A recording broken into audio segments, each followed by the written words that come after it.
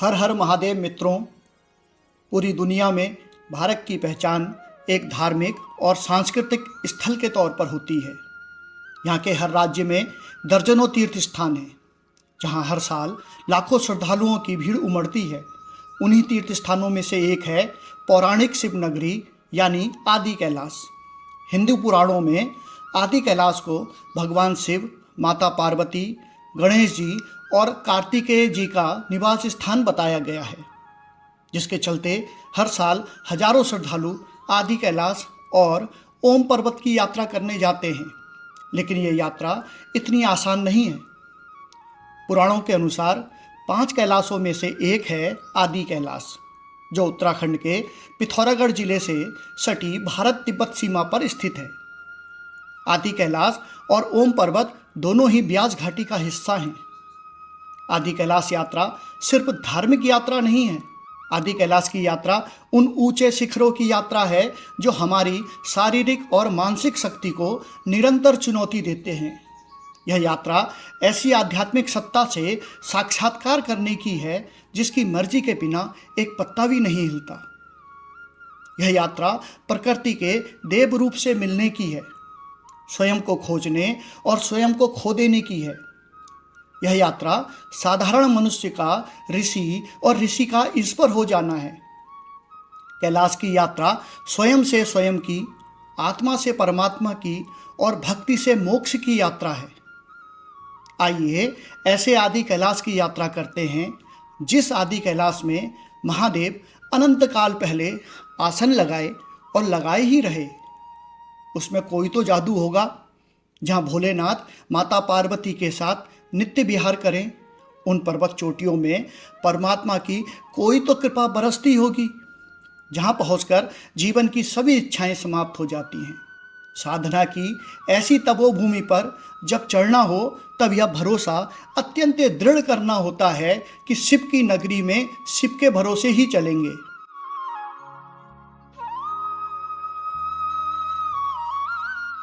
हमारी यात्रा भोलेनाथ का स्मरण कर धारचूला से शुरू होती है। धारचूला से आधे घंटे का सफर करने के बाद आदि कैलाश के इस मार्ग में एक शानदार झरना आप सब लोगों के बीच में दिखाई दे रहा है।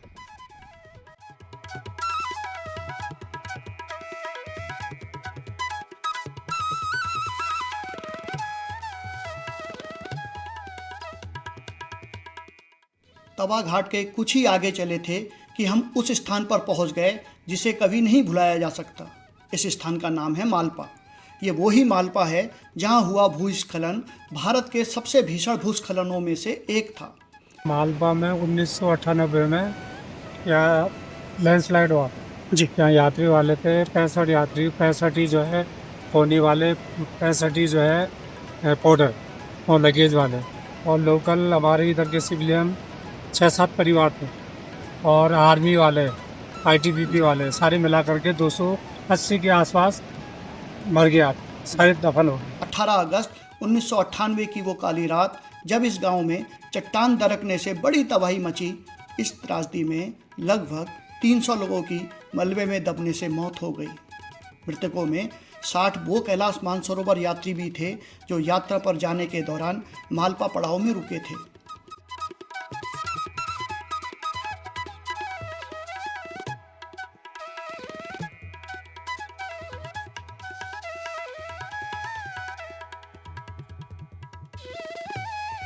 मालपा से आगे बढ़े तो एक तरफ उफनती हुई काली तो दूसरी ओर गगनचुंबी पहाड़ यात्रा को और अधिक रोमांचित बना रहे थे। काली नदी के दूसरी तरफ की हरी भरी पहाड़ी नेपाल की है। कच्चे रास्ते, कठिन चढ़ाई, गाड़ियां भी जवाब देने लगी थीं।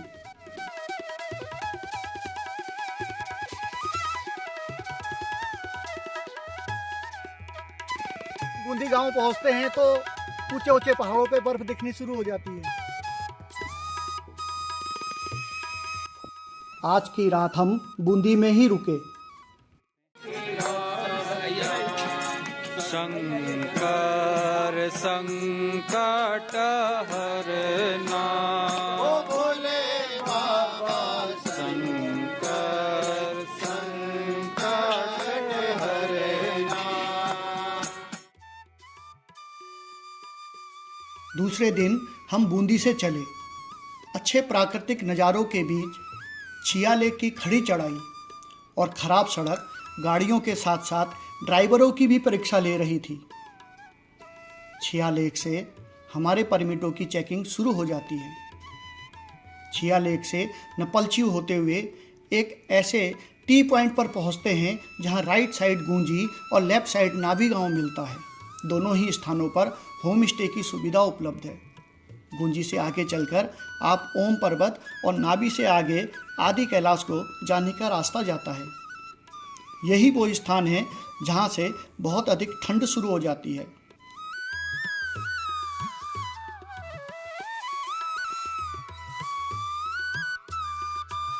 गूंजी से राइट साइड है आदि कैलाश, जिसकी दूरी गूंजी से 40 किलोमीटर है। गूंजी से लेफ्ट साइड है ओम पर्वत, जिसकी दूरी गूंजी से लगभग 20 किलोमीटर है। अभी हम ओम पर्वत के लिए निकल पड़े। यात्री इसी मार्ग से कैलाश मानसरोवर जाते थे। कोविड टाइम से वो यात्रा अभी बंद है। काला पानी तक का रास्ता कच्चा और ऊबड़ खाबड़ था। रास्ते में ग्लेशियर से निकलती पानी की तेज़ धाराएं भी मिली, जिसमें पानी काफ़ी तेज बह रहा था। उन्हें हम पार कर आगे बढ़े।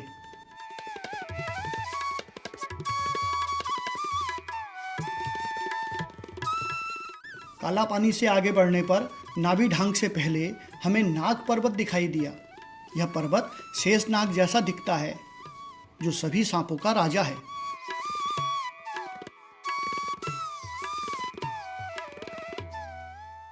कहा जाता है कि जब ओम पर्वत में बर्फ पड़ती है तो ओम की आवाज़ सुनाई देती है।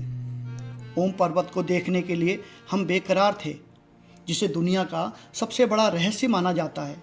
वो आकृति सच में दिखेगी या नहीं, विश्वास से परे था। खैर, अब हम ओम पर्वत पहुंचने ही वाले थे।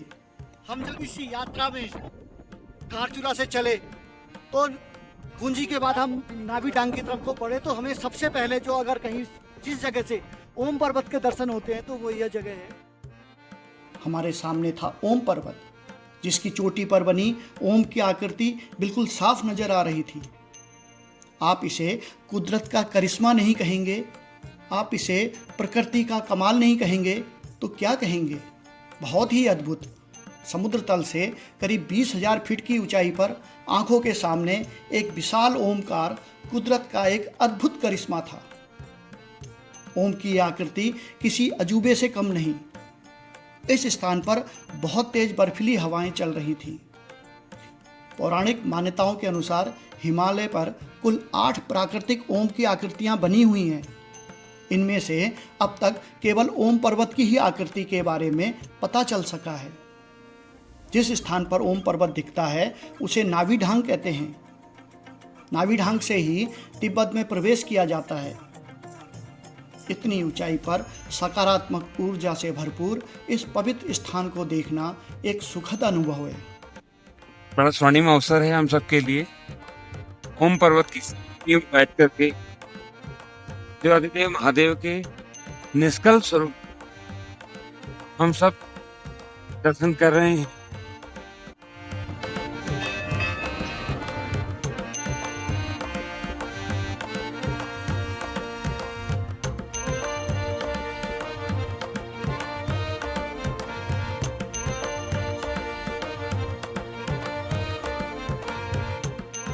ओम के दर्शन करने के बाद हम वापस गूंजी के लिए निकल पड़े, लेकिन गूंजी से 9 किलोमीटर पहले काला पानी नामक स्थान में हम रुके। यहाँ माँ काली का पौराणिक मंदिर है। काला पानी में भगवान शिव, माता पार्वती और भगवान गणेश को समर्पित मंदिर को काली मंदिर या काली माता मंदिर कहा जाता है। काला पानी काली नदी का उद्गम स्थल है और यह उद्गम स्थल जो एक कुंड के रूप में दिखता है, मंदिर के गर्भगृह में स्थित है। यहीं से उत्तर भारत के एक बड़े क्षेत्र को जीवनदायिनी जल देने वाली काली नदी निकल रही है। काला पानी का शांत वातावरण एक अलग ही आकर्षण पैदा करता है।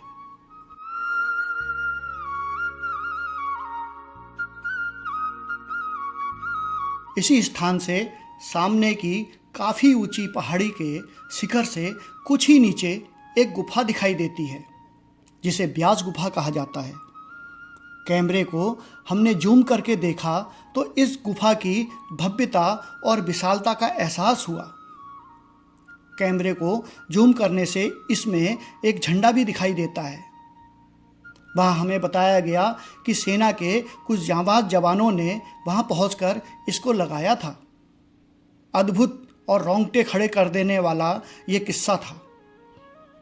ऐसा कहा जाता है कि महर्षि वेद व्यास ने यहीं ध्यान किया था और यहीं उन्होंने भगवान गणेश को महाभारत भी सुनाई थी। यहाँ से हम वापस गुंजी गांव आ गए। 11,000 फीट की ऊंचाई पर बसा है गुंजी गांव। यह गांव कैलाश मानसरोवर यात्रा का अहम पड़ाव हुआ करता था। चीन और नेपाल बॉर्डर पर स्थित गुंजी दुनिया के सबसे खूबसूरत इलाकों में से एक है। यहाँ गगनचुंबी चोटियाँ बर्फ से लकदक रहती हैं। शीतकाल में 6 महीने तक का यह इलाका बर्फ से ढका रहता है। यह भारत के प्राचीन गांवों में शुमार है। सांस्कृतिक रूप से आज भी यह गांव और यहाँ के लोग अपनी जड़ों से जुड़े हुए हैं। आप यदि आदि कैलाश ओम पर्वत यात्रा पर आ रहे हैं तो इस गांव को जरूर देखें और समझें।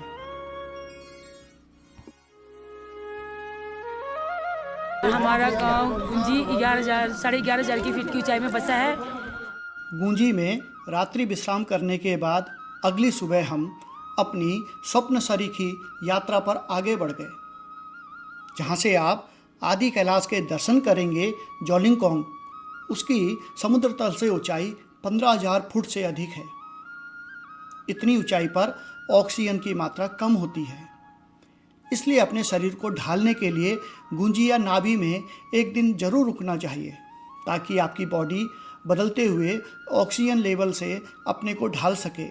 और जब आप आदि कैलाश जाएं तो आपको ज़्यादा दिक्कतों का सामना ना करना पड़े।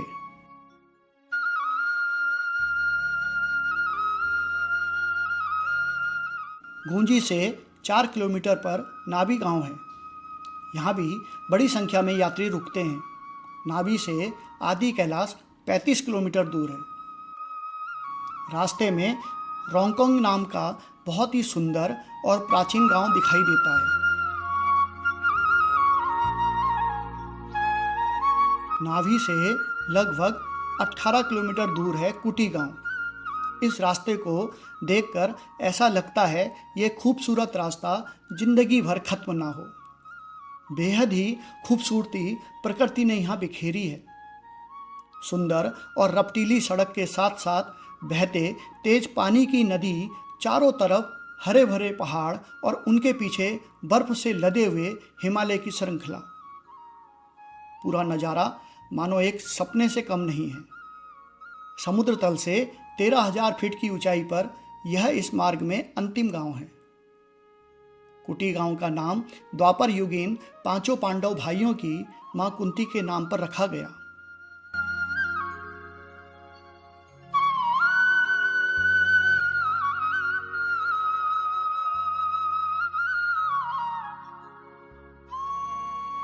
कुटी के बाद रास्ता और भी सुंदर हो जाता है। अब आपको नंगे पहाड़ दिखने लगते हैं। यकीन मानिए इतना खूबसूरत नज़ारा आपने पहले कभी नहीं देखा होगा। इतनी खूबसूरत वादियों को निहारते हुए कब आप मंजिल पर पहुंच जाते हैं आपको पता भी नहीं चलेगा। आदि कैलाश से 2 किलोमीटर पहले मिलता है गणेश नाला। अब इस नाले पर अस्थायी पुल बना दिया गया है जिससे सफ़र आसान हो जाता है। गणेश नाले से ही भव्य ब्रह्मा पर्वत के दर्शन होते हैं जो बहुत ही खूबसूरत दिखाई देता है।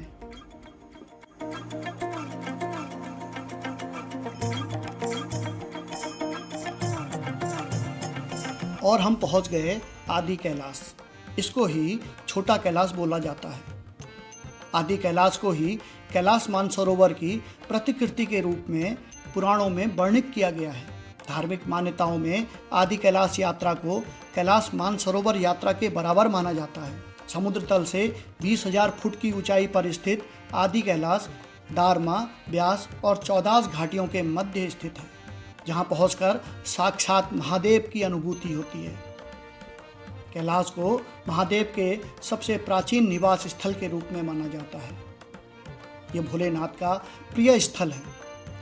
पौराणिक कथाओं के अनुसार जब भगवान शिव माता पार्वती से विवाह करने जा रहे थे, तब उन्होंने इसी स्थान पर पड़ाव डाला था, जिसके कारण यह स्थान अत्यंत पवित्र है।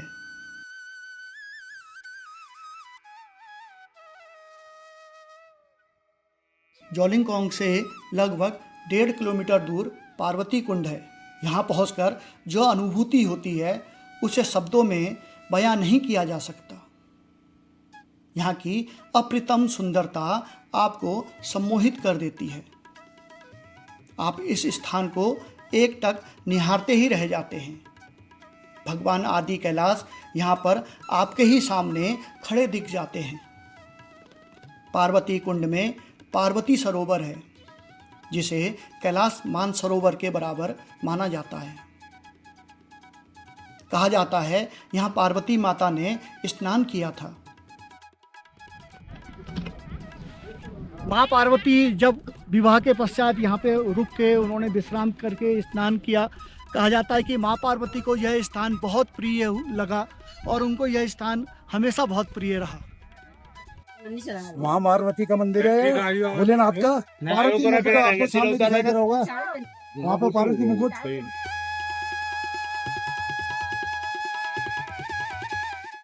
यहाँ भगवान का एक खूबसूरत सा मंदिर भी है। इस मंदिर में भक्तों को नाचते गाते पूजा करते हुए देखा जा सकता है।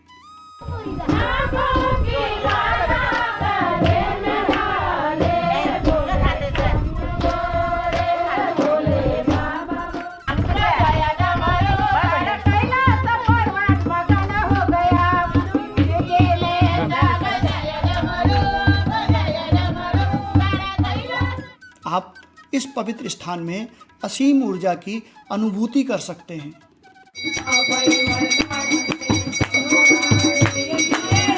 भगवान शिव आप सब पर अपनी कृपा बनाए रखें। मैं दावे के साथ कह सकता हूँ, यह सफ़र तमाम कठिनाइयों के बाद भी आपके जीवन का सबसे अच्छा सफ़र होगा। यह यात्रा हमारे मंदिर डायरी की शुरुआत है। हम आपके लिए ऐसे ही मंदिरों के वीडियो लाते रहेंगे। हमारे साथ बने रहने के लिए हमारे चैनल को सब्सक्राइब करें और वीडियो पसंद आया तो लाइक ज़रूर करें। धन्यवाद। हर हर महादेव।